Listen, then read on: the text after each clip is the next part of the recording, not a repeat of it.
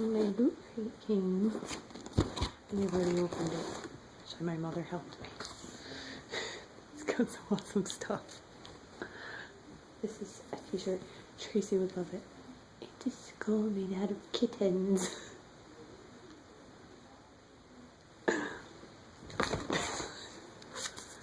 How to survive a Sharknado and other unnatural disasters.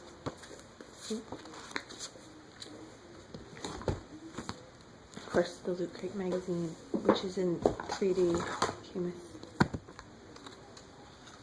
3D glasses. Which is awesome. So you wanted regular 3D glasses, believe it or not.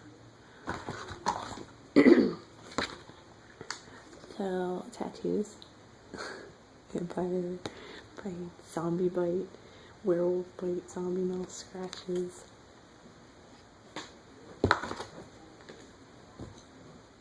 A pin.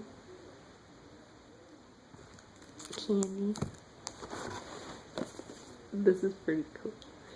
It's from Dead Rising 3. It's a freaking hacksaw hammer weapon at the season. There we go, with my action figures.